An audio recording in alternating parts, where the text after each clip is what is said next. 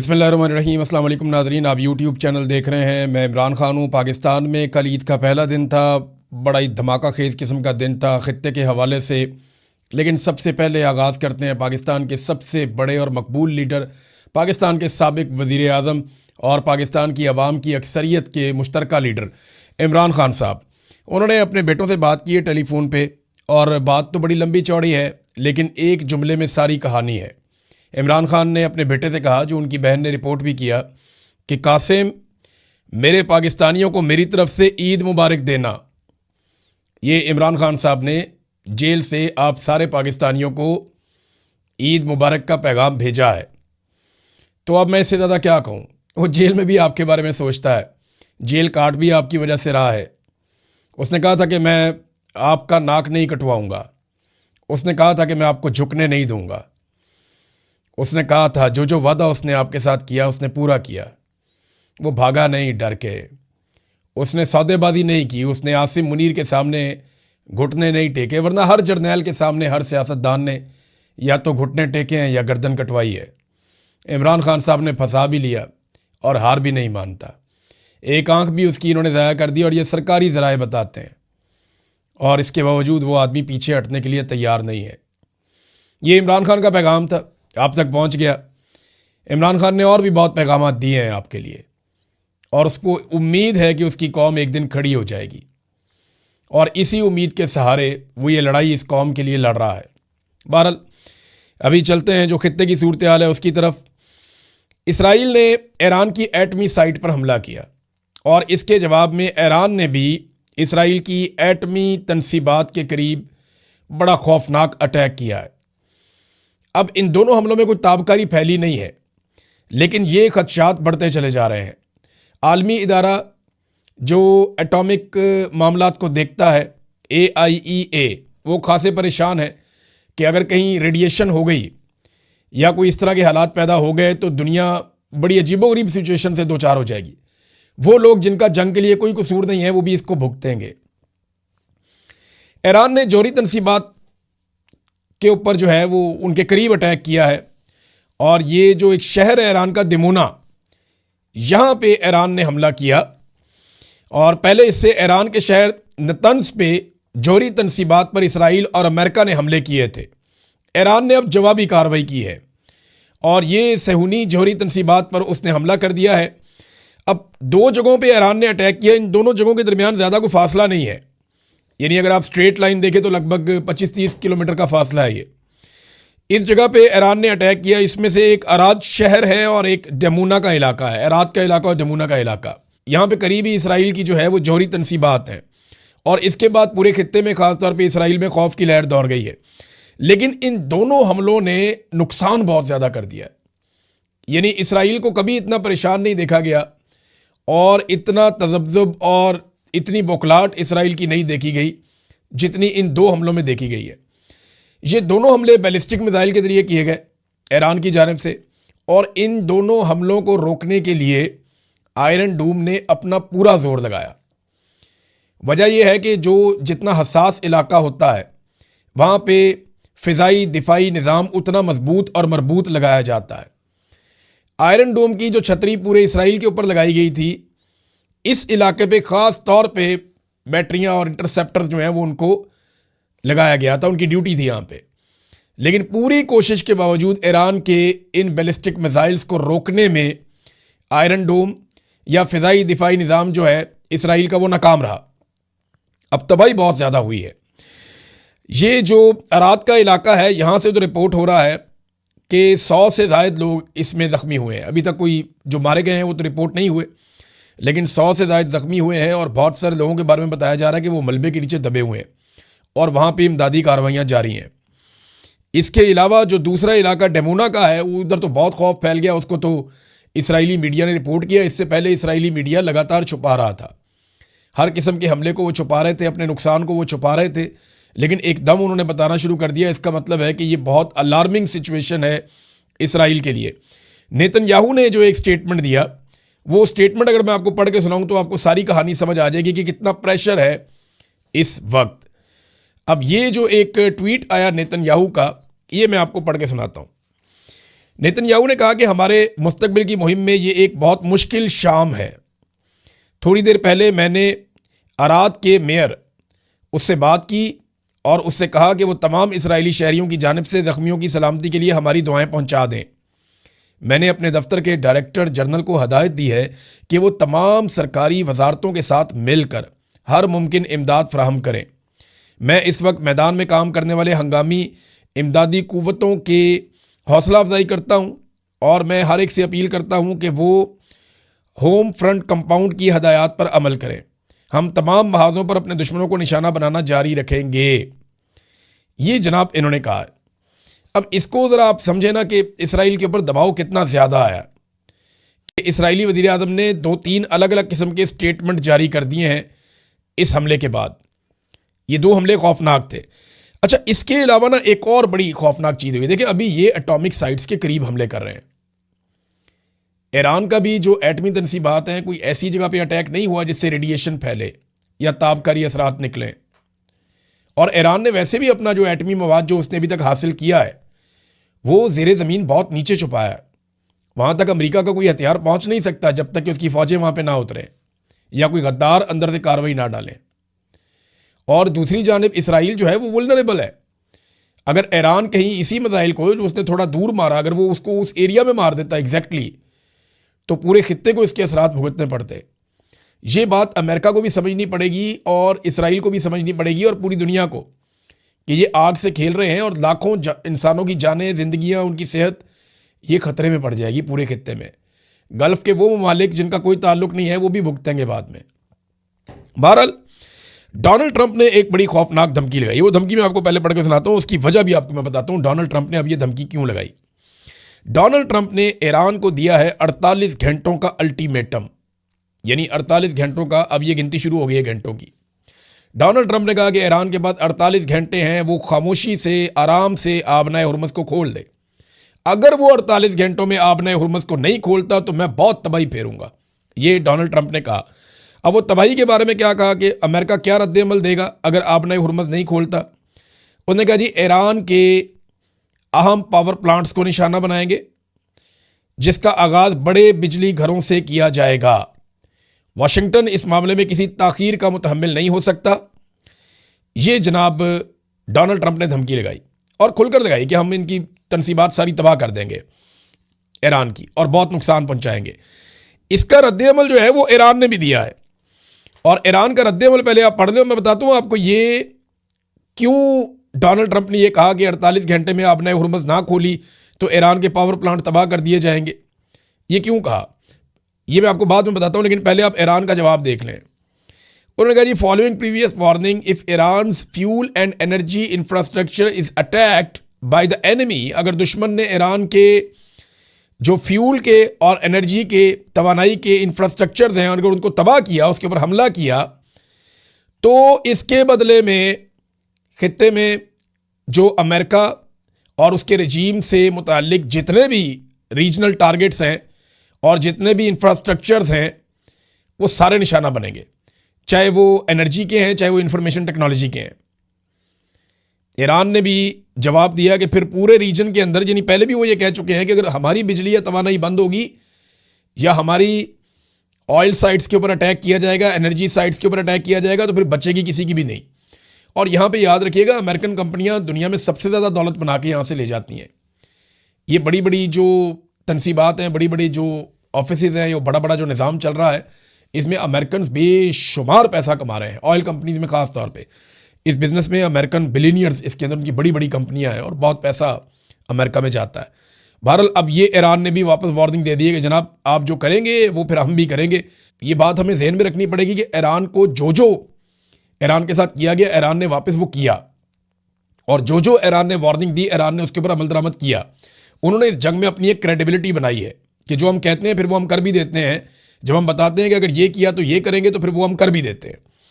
अब नाज़रीन, अमेरिका को ये क्यों करना पड़ रहा है? देखिए, कुछ ममालिक ने ईरान से रब्ता किया है, मुबैना तौर पर जापान भी उनमें से एक बताया जा रहा है। उन ममालिक ने ईरान को यकीन दिलाया कि आप आबनाए हुर्मुज़ से हमारा तेल गुजरने दें, हमारे ऑयल टैंकर आप जानने दें, हम आपकी शर्त के मुताबिक चाइनीज़ करेंसी के अंदर पेमेंट कर देते हैं। अब ये ट्रिलियंस ऑफ डॉलर्स का अमेरिका का सालाना नुकसान हो जाएगा अगर ये ट्रेंड चल पड़ा दुनिया में। तो ये है अमेरिका की परेशानी। एक कहावत है ना उर्दू में, खाया पिया कुछ नहीं गिलास तोड़ा 12 ने। तो अमेरिका को लेने के देने पड़ जाएंगे, ये भी कहावत है। वो कैसे? देखें, ये तो जंग लड़ने गए थे मफाद के लिए, अपने फायदे के लिए कि अरबों डॉलर कमा लेंगे दोबारा से और इसराइल हमेशा के लिए महफूज भी हो जाएगा। गजा के अंदर भी अपना प्लान जो है उसको अमल दरामद कर लेंगे और अरबों के ऊपर भी एक धाक बैठ जाएगी, पूरा निज़ाम एक बन जाएगा। और डोनाल्ड ट्रंप अमेरिका के अंदर उठने वाले पॉलिटिकल मामलात या एप्स्टीन फाइल या ऐसी चीज़ों से भी मुबैना तौर पे बच जाएंगे। दिमाग में तो ये था, गेम पड़ गई उल्टी। हुआ ये कि ईरान ने आगे से मारना शुरू कर दिया और अब जो ईरान ने शर्त रखी है, अगर इस शर्त के ऊपर बाकी ममालिक आ जाते हैं और आपने हुर्मुज़ नहीं खुलती, यानी वो नॉर्मलाइज करते हैं, ठीक है जी आप चीनी करेंसी के अंदर पैसा दें, हमें उसकी आप इनवाइस दिखाएं कि आपने चाइनीज़ करेंसी के अंदर पेमेंट कर दी है, ले जाएं, आप ले जाएं अपने टैंकर्स, आपको नहीं रोका जाएगा। अगर ईरान ये करने में कामयाब हो गया तो ये ट्रेंड चल पड़ेगा।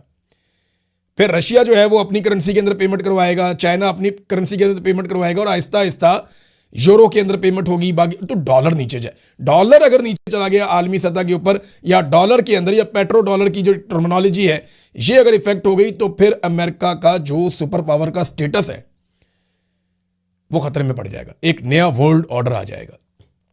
अकेला पहलवान बना हुआ ना, तो डॉलर चला रहा है पूरी दुनिया को। तो यहां पे ये खतरा है जिस वजह से डोनाल्ड ट्रंप की फ्रस्ट्रेशन बढ़ती जा रही है। वो कह रहे हैं जी 48 घंटे का अल्टीमेटम दे रहा हूं, खोलो, नहीं तो तबाही फेर देंगे। ईरान ने कहा तबाही फेरो, हम भी तबाही फेर देंगे। ये है जनाब अब तक की सूरत हाल, और ये तबाही ऐसा लगता है कि फिर जाएगी। अब ये मामला हल होता हुआ दिखाई नहीं दे रहा। वजह यह है कि सऊदी अरब ने 24 घंटों के अंदर अंदर अल्टीमेटम दिया है ईरानी सफारतकारों को कि हमारा मुल्क छोड़कर चले जाओ। अब यहां से आप अंदाजा लगा सकते हैं कि सूरत हाल कितनी कशीदा है। सऊदी अरब ने ईरानी सफ़ीरों को कहा कि नापसंदीदा शख्सियात निकले हमारे मुल्क में से बाहर, और साथ ही साथ एक इत्तेहाद हुआ है इसराइली मीडिया में, बहरीन के मीडिया में और यूएई के मीडिया में। उनका चैनल 12 है और यहाँ पे भी चैनल्स हैं, इन्होंने मिलकर एक आपस में इत्तेहाद भी किया है, यानी मीडिया का भी एक नॉर्मलाइजेशन हुई है, एक दूसरे को तस्लीम करके इकट्ठे काम करना शुरू किया है। ये भी हो गया। दूसरी तरफ अरब अमारात जो है वो भी ये इंदिया दे रहा है, और सऊदी अरब से भी ये खबरें आ रही हैं कि अब बाकायदा एलानिया तौर पे यहाँ पे अमेरिकन को ऑपरेशंस की इजाज़त दी जाएगी कि यहाँ से ऑपरेट कर सके, क्योंकि ईरान हमारे ऊपर अटैक करता है, उनका ये कहना है। तुर्की जो है उसके भी स्टेटमेंट्स थोड़े थोड़े से अब बदले हुए दिखाई दे रहे हैं। तो ऐसा लगता है कि अरब ममालिक से अब ईरान के ऊपर अटैक होगा और पाकिस्तान को इस लड़ाई में उतरना पड़ जाएगा। पड़ क्या जाएगा पाकिस्तान की, तो ऐसा लगता है ख्वाहिश है कि वो इस लड़ाई में उतर जाए, क्योंकि जहाँ डॉलर वहाँ पे हमारी लड़ाई होती है। अमेरिका डॉलर देता है तो हम मुजाहिदीन बना देते हैं कि जनाब ये तो मुजाहिदीन है, ये तो कमाल लोग हैं। अमेरिका दोबारा डॉलर देता है तो हम कहते हैं नहीं ये तो दहशतगर्द थे, और फिर डॉलरों की लालच आती है तो हम उनको लाके पाकिस्तान में बसा देते हैं। फिर डॉलर की लालच आती है, हम उनके ऊपर बमबारी शुरू कर देते हैं। तो हमारा तो जनाब डॉलरों के साथ है मामला, डॉलरों के बगैर नहीं है। ईरान हमें डॉलर देता तो हम ईरान के साथ खड़े हो जाते, ये भी हो सकता था। लेकिन अभी एक अजीब ट्रेंड पाकिस्तान में मैंने देखा कि कल क्योंकि ईद का दिन था, तो ईद के दिन ईद की नमाज़ पढ़ाई उलमा इकराम ने, तो पाकिस्तान भर की मसाजिद से ये बात रिपोर्ट हुई और हर जगह से दोस्तों ने बताया कि पूरे पाकिस्तान में मसाजिद में उलमा इकराम ने ईरान की फतह के लिए दुआएं मांगी हैं, ईरानी कौम के लिए दुआएं मांगी हैं और ईरान के हक़ में दुआएं मांगी है पूरे पाकिस्तान की मसाजिद में उलमा इकराम ने। अब सवाल ये पैदा होता है कि हमारी मिलिट्री एस्टेब्लिशमेंट हमारे मुल्क को एक ऐसी लड़ाई में ले जाना चाहती है या एक ऐसे मुल्क के साथ लड़ाई में ले जाने की बात कर रही है जिसके लिए पाकिस्तान की कौम दुआएं मांग रही है। यानी अगर पाकिस्तान ईरान के साथ लड़ा या ईरान के खिलाफ लड़ा तो यानी पाकिस्तान न्यूट्रल भी रह सकता है ना इस लड़ाई में। दोनों बरादर इस्लामी मुल्क हैं, ठीक है, आप दोनों आपस में ना लड़े, हम ये कह सकते हैं, हम सालसी का किरदार अदा कर सकते हैं, वो तो सबसे अच्छा है। लेकिन अगर ये दोनों लड़े तो अगर अब एक तरफ से खड़े हो गए तो मुसीबत बन जाएगी, क्योंकि जो दूसरी तरफ है उसको तो इसराइल और अमेरिका भी मार रहे हैं। इसलिए कौम की हमदर्दियां उनके साथ हैं। ईरान के साथ कौम की हमदर्दी इसलिए नहीं है कि कोई शिया सुन्नी का मामला है, नहीं, ईरान के साथ कौम की हमदर्दी इसलिए है कि ईरान को मारने वाले अमेरिकन और इसराइली है, और पाकिस्तान की एस्टेब्लिशमेंट ने सारी जिंदगी कौम को यह बताया कि इसराइली भी बहुत बुरे हैं और अमरीकी भी बहुत बुरे हैं। अब कौम के दिमाग में वो बात बैठ गई है, तो कौम कह रही है जी अगर वो इतने ही बुरे हैं तो आज ईरान उनसे लड़ रहा है तो आप ईरान से क्यों लड़ने जा रहे हैं? तो ये कौम जिसके लिए दुआ कर रही है, ये उसके साथ लड़ने जा रहे हैं। ये बड़ा महंगा काम पड़ जाएगा और बहुत अजीब काम हो जाएगा। नादरीन, ईरान ने एक चीज़ पे और खबरदार किया है और इसके ऊपर बीबीसी की रिपोर्ट भी है। ईरान ने कहा कि अगर अमेरिका ने खार्क जजीरे के ऊपर हमला किया तो ईरान बहेरा अहमर और आबनाए बादल मंदब इन दोनों को भी गैर मुस्तहकम कर सकता है। अब ये बहेरा अहमर कौन सा है? ये रेड सी है। ये बाब मंदब से आगे ऊपर जहाँ पे नहर स्वेद है, ये वहाँ तक का इलाका है समंदर का। और इसको ईरान कैसे गैर मुस्तहकम कर सकता है? यहाँ पे देखें सिक्योरिटी के कुछ एरियाज बने हुए हैं, उनको ईरान मिसाइलों से निशाना बना सकता है। और जो हौसी हैं वो, क्योंकि यमन के हौसी ईरान को सपोर्ट करते हैं, तो वो भी यहाँ पे एक बदअमनी पैदा कर सकते हैं। तो तेल की तजारत मज़ीद मुतासिर हो जाएगी कि जो अल्टरनेटिव थोड़ा बहुत तेल निकलता है या कोई उनका है बंदोबस्त, वो भी ख़त्म हो जाएगा। तो ईरान ने यह कहा कि अगर अब ये किया गया तो फिर इसके नतीजे में हमारा रद्द अमल ये होगा। एक और चीज़ जो ईरान के स्पीकर ने की, कालीबाफ, उन्होंने जो स्टेटमेंट दिया, उन्होंने कहा जी इसराइल की फ़िज़ा अब दिफा के बगैर है। यानी ये वो दफाई निज़ाम था उनका, फ़िज़ाई दफाई निज़ाम, वो अब बहुत कमज़ोर है, ख़त्म हो गया। तो जो पहले से तयशुदा अहदाफ हैं उनको निशाना बनाने का वक्त अब आ चुका है, ये जनाब उन्होंने कहा, कालीबाफ ने। तो ईरान के लिए अब वो टारगेट ईजी हैं जो कल तक बहुत मुश्किल थे। एक और ख़बर है नादरीन, और ये बड़ी अहम खबर है। ये दावा किया गया कि 4000 मील दूर ईरानी मिसाइलों ने जाकर एक अटैक किया है। और ये जो अटैक किया है, ये अटैक डिएगो गार्सिया के इलाके में किया है। वहाँ पे एक जजीरा है जो बरतानिया का है। अच्छा, इसके बाद ना फौरी तौर पे ये खबर इसराइली मीडिया ने उठाई और कुछ अमरीकी मीडिया ने खबर उठाई और अरब मीडिया ने भी ये खबर उठाई कि जनाब ईरान की बहुत ज़्यादा हद बढ़ गई है और इनकी रेंज बहुत ज़्यादा है इनके मिसाइलों की, ये पूरे यूरोप को भी तबाह कर सकते हैं। तो मैंने इस खबर को ज़्यादा तवज्जो इसलिए नहीं दी थी क्योंकि मुझे लगता था कि ये कोई एक फॉल्स फ्लैग टाइप का ऑपरेशन है कि यूरोप को खौफजदा किया जाए ईरान के ज़रिए से कि जनाब ईरान के मिसाइल तो यहाँ तक पहुँच रहे हैं, तो वो आप सबको भी मार सकता है, पूरे यूरोप को मार सकता है, लिहाजा मिलकर ईरान वाला ख़तरा ख़त्म कर दिया जाए। लेकिन ईरान ने इसके ऊपर एक स्टेटमेंट दिया और ईरान ने यह कहा कि जनाब ये मिसाइल हमने नहीं दागे, हमने ये मिसाइल नहीं चलाए, ये मिसाइल कहीं और से आए। अब ये बताएं जनाब मिसाइल कहाँ से आए, ये बात तो फिर इन्वेस्टिगेशन में पता चल सकती है, क्योंकि ये दोनों मिसाइल अपने टारगेट पे नहीं आए, लेकिन सिर्फ ये बताया गया कि यहाँ पे 2 मिसाइल आए, ईरान वाली साइड से आए। अब ये किसने चलाएं, कहाँ से चलाएं, इसके बारे में कोई इन्फॉर्मेशन नहीं है। और 4000 मील दूर आकर अगर ये मिसाइल गिरे हैं तो ये पूरे यूरोप को एक वार्निंग देने वाली, वार्निंग शॉट होता है ना, ये उस तरह का एक शॉट है कि पूरे यूरोप को एक वार्निंग दी गई है। लेकिन ईरान ने कहा जनाब कि ये हमने नहीं चलाए। नाज़रीन, अमेरिका के साथ साथ इसराइल का भी नुकसान हो रहा है। ये डोनाल्ड ट्रंप मजाक उड़ाते थे इंडिया का कि 8 जहाज़ उनके गिर गए, 9 गिर गए, 10 गिर गए।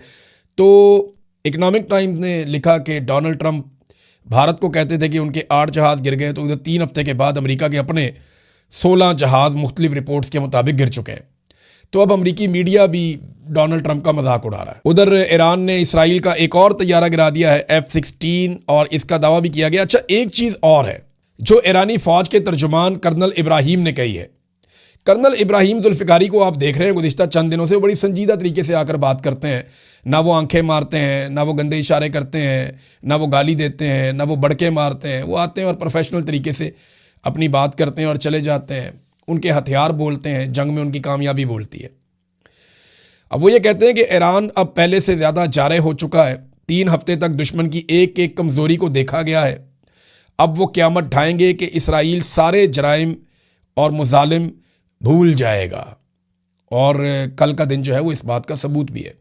कल बहुत मारा ईरान ने इसराइल को।